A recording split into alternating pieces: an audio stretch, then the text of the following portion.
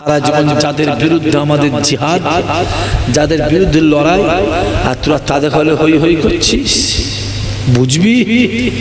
অনেকে জায়গায় জোর করে ঘর ভাঙছে, বাড়ি ভাঙছে, টাকা পয়সা আদায় করছে, হুমকি দিচ্ছে, কার গরু খুলে পালাচ্ছে।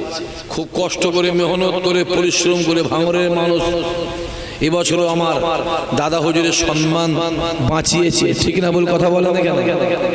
সম্মানটা রাখতে হবে। ওই দু তিনটে ভূত ঝুঁকে গিয়ে ঝামেলাটা পাকাচ্ছে।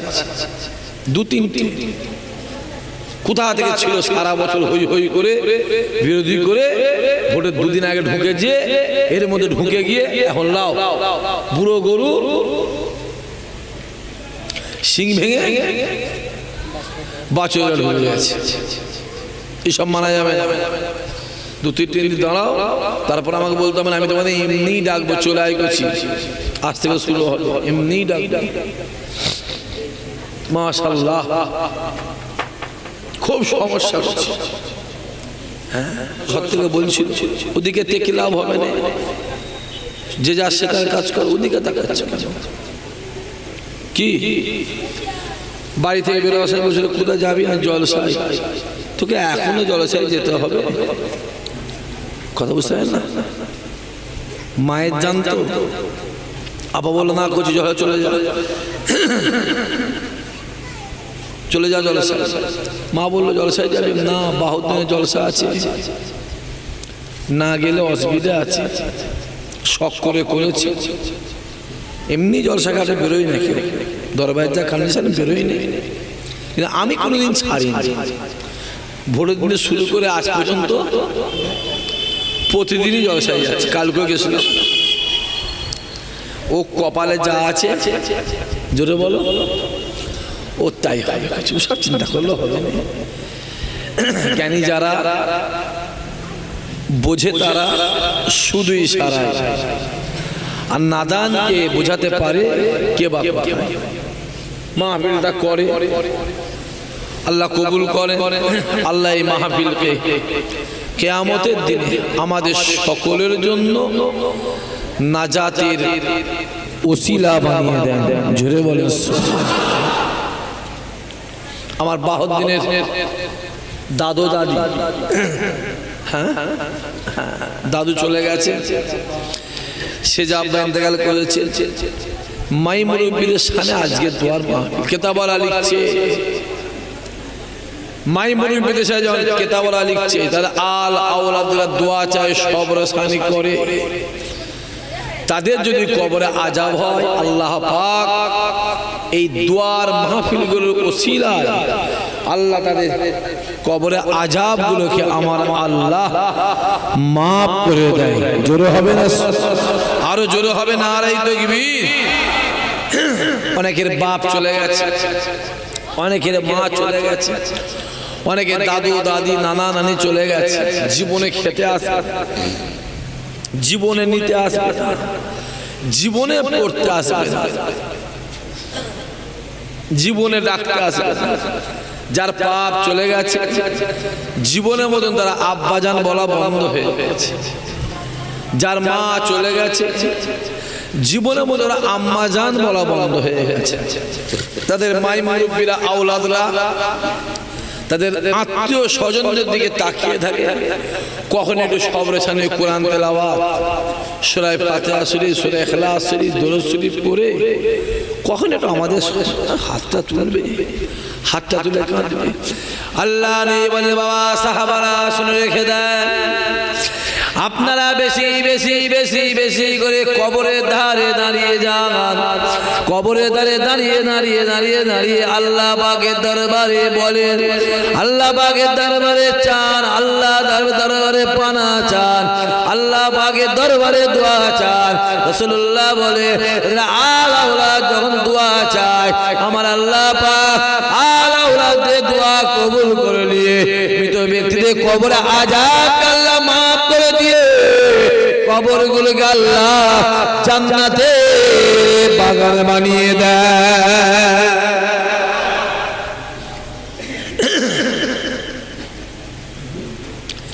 পাঁচটা সাতটা দশটা ছেলে হয়ে লাভ, একটা ছেলে হোক ছেলে ছেলে। আমি আমার কথা বলি, মৌলানা আমি বছরে গোটা 20-22 জলসা করি বাড়িতে। এই 6 জ্যৈষ্ঠী আসছে, আজ বৈশাখের কথা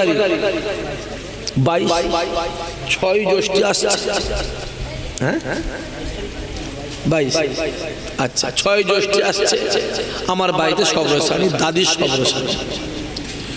32 আষাঢ় বা 31 আষাঢ়, না না, চৌঠা আশ্বিন শ্বশুরে, কার্তিক মাসের 9 তারিখ মামা,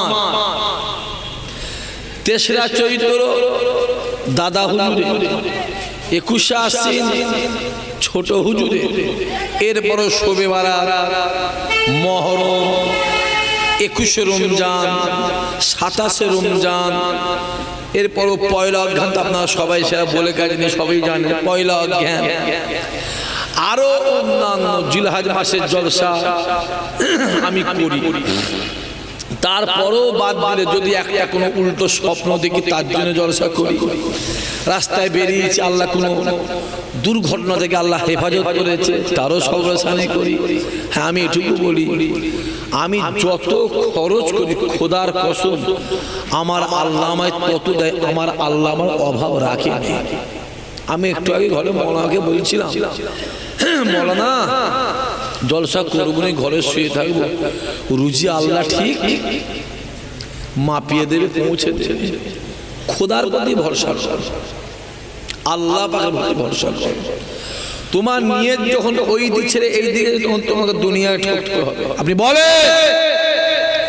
দুনিয়াতে কত বছর বাঁচবেন, কটা ছেলে মেয়ে হবে, আপনি কত টাকার মালিক হবে, আপনি কত টাকার নামাজ পড়বেন, কতটা ইবাদত করবেন, আপনার বউ কটা হবে, আল্লাহ পাক জানে না জানে কথা বলে, সবই জেনে লিখে স্টাম্প দিয়ে আল্লাহ দুনিয়াতে পাঠিয়ে দিয়েছে। খুব ভালো করে মাথায় রাখতে হবে, ঘরে শুয়ে থাকলেও ওইটা আপনার হবে, আর গোটা দুনিয়ায় এঁচড়ে বেড়ালো ওইটা আপনার হবে। পাহাড় বন্ধ করে দেবেন, পিছন দিকে শুয়ে যাচ্ছে। আচ্ছা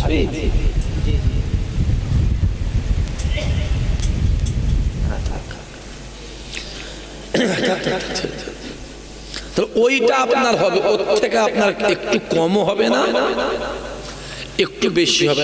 এত আঁচড়া আবার কি দরকার? আমি আগে অনেক কিছু মনে করতাম যে সারা জলসা করবো, দিনের বেলা জলসা করবো, একটুখানি বেশি বাসা হবে। আমাকে আবার আব্বা ডেকে আমার এই কথা বলবে, এই করছি যাও, আব্বা ডেকে বলে আচ্ছা আচ্ছা নাজমুস সাদাত ন হুজুর কেবলা, যিনি মায়ের পেট থেকে আল্লাহর ওলি হয়ে এসেছিলেন, জোরে বলেন সুবহানাল্লাহ। হুজুর নিজে মুখে বলেছে, আমাকে আমার আব্বা বলেছে, আমি নিজে কানে শুনেছি। আমাকে প্রতাপপুরে হুজুর, আমার এই খালেক সাহেব হুজুর ছিলেন আপনারা, আমি খুব ভালোবাসতাম। খুব জবরদস্ত আল্লাহর ওলি ছিলেন, খুব বড় ধরনের আল্লাহর ওলি ছিলেন, যারা মিশেছে তারা জানে।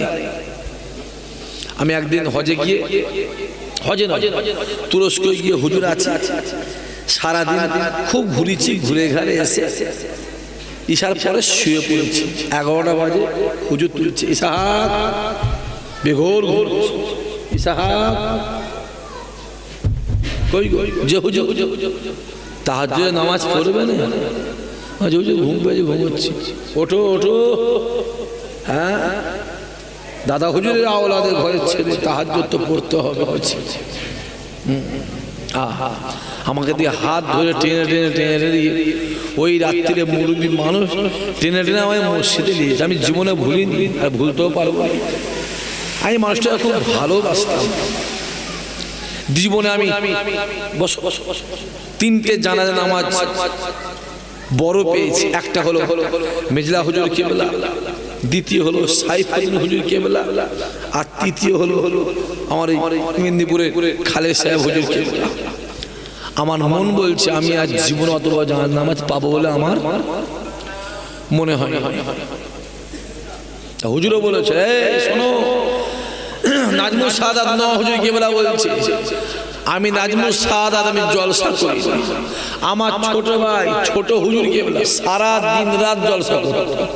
আমাদের রাতে করি, হুজুর দিনে বেলা 4টে, রাত্রিরে 3টে 4টে 5টা করে। হুজুর বলছে আমার ছোট ভাই সারা দিন রাত জলসা করে, আর আমি নাজমুস সাদাত জলসা করি। আমার ছোট ভাই সারা দিন রাত জলসা করে যা না খায়, আমি নাজমুস সাদাতকে আমার আল্লাহ ঘরে শুয়ে শুয়ে ওর থেকে অনেক ভালো খাওয়ায়। জোরে হবে না? কপালটা লিখে এসেছি আমরা, কপালটা লিখে এসেছি। কপালের প্রতি ভরসা করে, নসিবের প্রতি ভরসা করে। 24 ঘন্টা চলবেন ফিরবেন, নামাজ পড়বেন, ফজর করবেন, ঈশা করবেন, একটাই কথা বলবেন, আল্লাহ ইমানে মওত দাও, ইমানে আল্লাহ মওত দাও। আপনার যদি ইমানে মওত হয়ে যাবেন, আল্লাহ আপনাকে আল্লাহ কবরে, আখিরাতে, মাহশারে, মিজানে ফুলসরাত আল্লাহ হেফাজত করে জান্নাতের দরজার সামনে হাজির করে দেবে। আরো জোরে বলবে না? আর বিরাট নামাজ পড়ি, বিরাট রোজা করি, বিরাট হজ করেছি, বিরাট কিছু করেছি, ইমানে মওত নেই, কিচ্ছু লাভ নেই।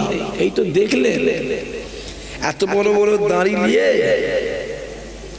রং মেকে বক্স লাগিয়ে গান বাজনা দিয়ে ঢোল তবলা দিয়ে রাস্তায় হই হই করছে না, করে না? কথা বলে সব কটা বেঈমান কাফের। ওতে জানাজা নামাজ পড়া যাবে না। যে বেটারা দেখে জেনে পড়বে ওদের বিবি তালাক হয়ে যায়, আপনি কি ভাবছেন? হ্যাঁ, ইমানদার কই? চলে যান, বসেন, খেলেন না, খেলে বসবেন, চলে যাবে। আপনি তো আবার কাজ দিলে মই খেয়ে গেলেন।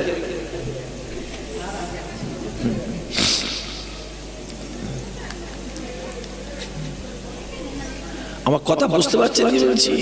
রাস্তাঘাট দেখো না, যে যত বড় শরীর সাহেব দেখবে সে জোয়ান বয়সে তত সর্বনাশ করেছে। মিলিয়ে লাও, এত বড় দাঁড়ি টুড়ি পাঞ্জাবি দেখুন, আল্লাহর কবরে ভয়। তোমার কি মনে হয় না আল্লাহ আমার মরণ দেবে?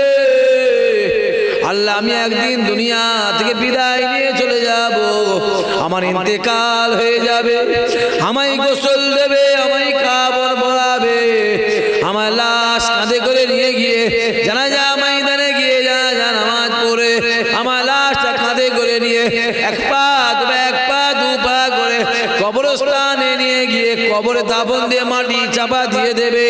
আমার কবরটা অন্ধকার হয়ে যাবে, আমার কবরে গাছপালা হয়ে যাবে, বন জঙ্গল হয়ে যাবে। এ যুবক রে, তোমার কি মনে হয় না আল্লাহর কবরে আমি একা কিভাবে থাকবো? আল্লাহর কবরে আমি একা কিভাবে থাকবো? এ যুবক রে, তোমার কি মনে হয় না কবরের ভয়? তোমার কি মনে হয় না আযাবের ভয়? তোমার কি মনে হয় না জাহান্নামের ভয়? আল্লাহ নেই বলে বেশি বেশি করে কবরের ভয় করো, বেশি বেশি করে মরণের চিন্তা করো।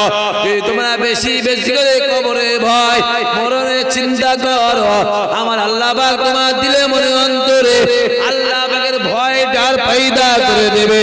আর আমার আল্লাহ বলে, যার দিলে মনে অন্তরে আমি আল্লাহ আমার ভয় আছে, আমি আল্লাহ পাক তাকে হেদায়েত করে দেব।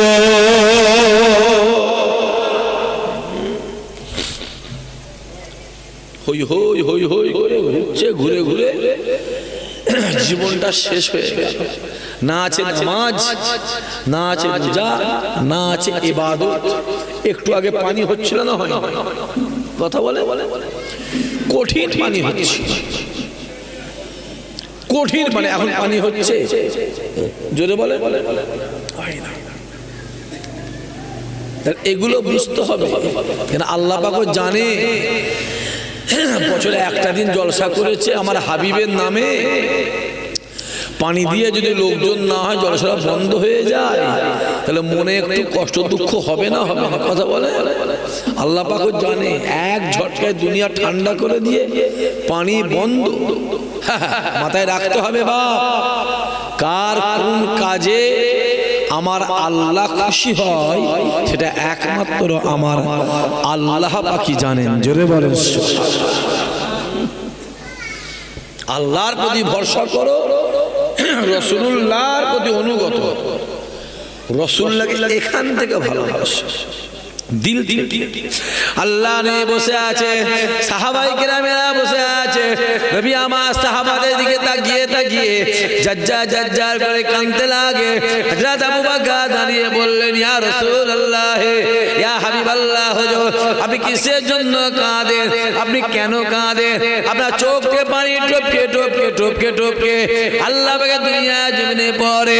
আল্লাহ নবী ডাক দিলেন, ও বাবা সাহাবাই কেরামেরা, আমি রাসূলুল্লাহ জানিয়ে দিলাম সামনে একটা দিন আসছে, সামনে একটা দিন আসছে, যে দিনটাতে এই মক্কা জমিন ছেড়ে আমি রাসূলুল্লাহ মদিনা জমিনে চলে যাব।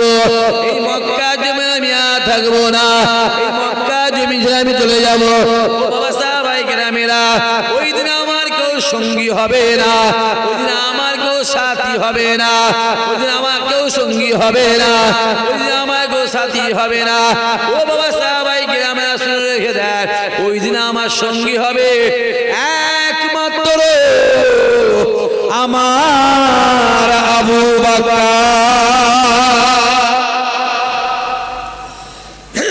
তুমি আমার সঙ্গী হবে।